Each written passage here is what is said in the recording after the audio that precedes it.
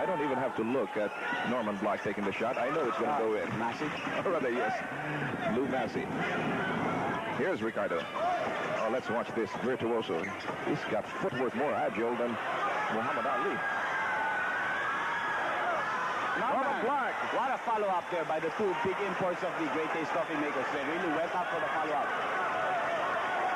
Well, Norman Black fast catching up in the scoring department. He's already got 30 points plus 22 rebounds. There's going to be a foul by Scott there from behind against Zachy Dorsey. And that is the fifth personal for Dawan Scott. This is a very, very unfavorable turn of events for Baby Dalupan. And I believe that's the reason why he called this timeout. We'll be right back.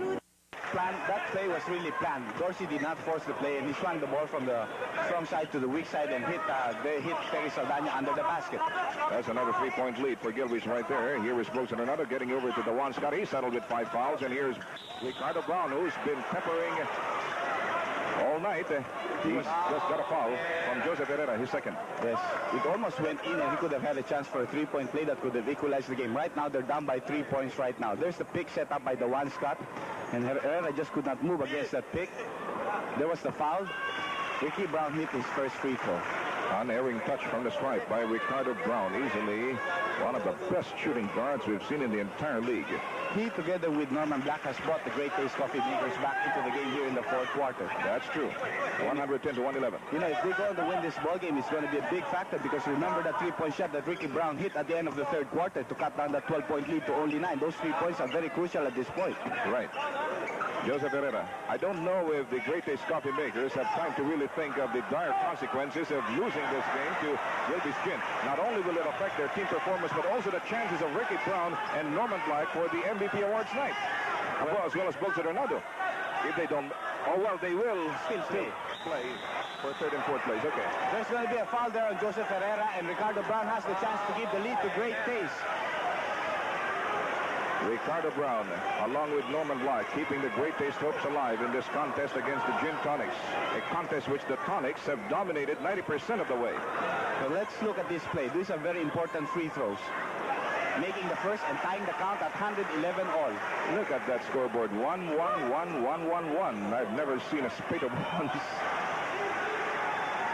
Now it's 1-1-2, 1-1-1. Great Taste enjoying the lead for maybe only the second, third, or fourth time in this ball game, but it's a 1-point lead in the last 2 minutes and 20 seconds. Lou Massey taking charge now, matters into his own hands, and Terry Saldana for the follow-up. Yes, a follow-up shot over the outstretched arms of William Adornado. Saldana coming in with the last 4 points for Gilbey's.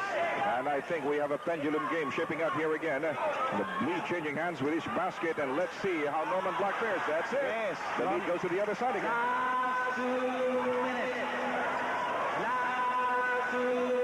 minutes. In these last 2 exciting minutes, take Klipovitan. It gets you going. The fleeting glimpse there of Kaloy Luisaga, the great difference of 20, 30 years ago. Foul by Ricardo Brown puts the Great Taste Coffee makers in penalty situation while Gilbey's has 4 only. Although the Great Taste Coffee makers have a 1-point lead. Well, that's the price they had to pay for that full court press they had been applying on Gilbey's, which worked wonders for them. Here is Alice Larino. He comes out. Herrera. Luke. And the ball goes into the hands of Adornado. Baby Dalupan sitting at the edge of the seat. He's liable to fall from that chair any moment now. And here is Norman Black. They're looking for the lead. Well, they have the lead. And there's the 5th foul of Lou Massey. Pushing off. Well, they can still afford to foul, except that Lou Massey cannot afford to foul one more time. He'll be out of the ball game.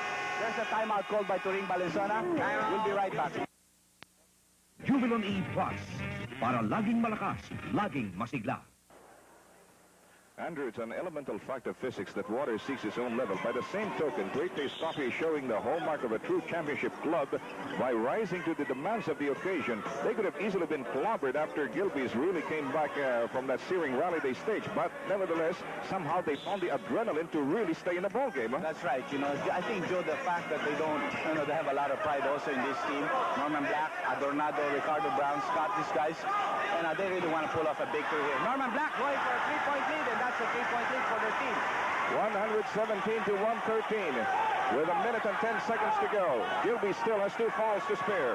Herrera works it over to Jackie Dorsey. His guns have been silent for the last couple of minutes. Now it booms again. And they still have enough time. They're just down by 1 with 1 minute and 2 seconds left in the match. They still have 2 fouls to give while the Great Taste Coffee Makers are already in penalty. They cannot afford to foul. Here is Ricardo Brown working it over to Norman Black. Again, 2 points from Norman. Yes, it's been Norman who's been killing them. Lou Massey trying to front him in that play. They go to back door to Norman Black. 118 to 115. Jimmy Manazala hitting the deck. Baseline drive by Steve Watson results in a basket for Gilbey. Once again, it's a 1-point game. Great Taste hanging on to a very precarious 1-point lead going to the last 36 seconds of this game. That's right. Anybody's ball game. Anybody's game, and let's see. You can't find a better ball carrier than Ricardo Brown on the Great Taste side of the fence. Here's Norman Black, rather undecided. They only have 7 seconds left of their shot clock. They have to put it up soon enough. Adornado inside the paint. The fadeaway. Good! Yes! Great shot by William Adornado. With 19.7 seconds, Great Taste resurrected itself from the grave. A 3-point lead for them. We'll be back with the last 19 seconds of this game right after this. Point territory. Look at this play there. They had a couple of seconds. Adornado with a very crucial shot, making it for a 3-point lead for their team. And right now, this timeout was called by Turing Valenzuela with 19.7 seconds left in the match, probably preparing for an easy 2 points or a 3-point shot for his team, no? And they know they still have a lot of time to really form out that play. They can also go for a 2-point shot if they can get it very quickly and try to press and give up the foul to some of the guys. Of course, Ricardo Brown may not be a good guy to foul. Neither would be good to foul William Adornado. But the other guys, maybe you can pressure them by fouling them if you can get the ball to go to that area. I think Turing's best bet would be a 3-point shot, Andrew, because the other alternative is very risky. That's right. He might go for it. I think he might go for a 3-point shot from Massey or Joseph Herrera, with Dorsey going in for the rebound for a possible follow-up in case it misses. All right, all speculation ends right here as Gilbey prepares to inbound. And they are arguing the matter of where they're going to inbound. The referee says, you do it from the midcourt line, fella. Joseph Herrera doing the honors there. 19.7 seconds. Hang on to your seats. Jackie Dorsey tells them, come in, fellas. He looks at the clock. Herrera is in the 3-point region. He can't get it from there. Massey, 25 feet away. Misses. In and out. And I think the Great Taste Coffee Makers are on the way to their first victory in the semifinals. That's right. It seems to be very true. Almanazala is open, and that puts the icing on the cake for Great Taste. 5-point lead with only 0.1 of a second. The Gilbey Gin Tonics leading throughout the match and finally losing out into the end.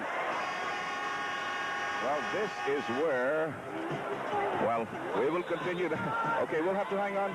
Right, we'll be hanging on, ladies and gentlemen. We don't want you to miss this last 1/10 of a second left in the game. Although everybody can say it's already victory number 1 for the Great Taste Coffee Makers. Look at this shot by Lou Massey. It was on top of the ring. Jackie Dorsey didn't want to take a 3-point shot. He went to Joseph Herrera, who was ready to take it. But he goes to Lou Massey, who was harassed there by Norman Black. It seemed to be a very good shot. It was just a little bit short. You know, it had good line, but it was just a little bit short, hitting the top of the bracket before falling out, and they controlled the rebound there. Well, Andrew, this is one game where I wouldn't exactly say that the breaks decided the issue. It was really determination on the part of the Great Taste Coffee Makers.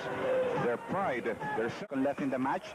So like Lazarus, they have resurrected. They have 3 games to go to try to come back and make a final spurt. We're just going to have to go through the formality of playing this last 1/10 of a second. Willie, brother Joseph Herrera, put so much muscle behind that inbound pitch, it hit the board. And so there's still 1/10 of a second left. And baby Dalupan, I don't know if he's adding insult to injury, but he calls a timeout. Maybe that, because 0.1 of a second, there's nothing really left. They have won the match. Insult to injury, Ricardo Brown can even pass off to a Gilbey's Gin Tonic player. There's the alley-oop. Blocked by Lou Massey in that play.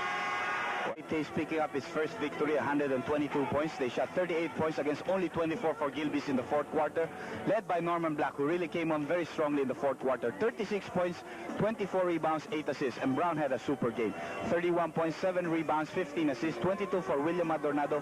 Scott had a pretty good game, 16 points, 18 rebounds, 6 from Victorino. Manansala also with 6. Alalor with 3. Joey Marquez with 2. Mendoza did not score.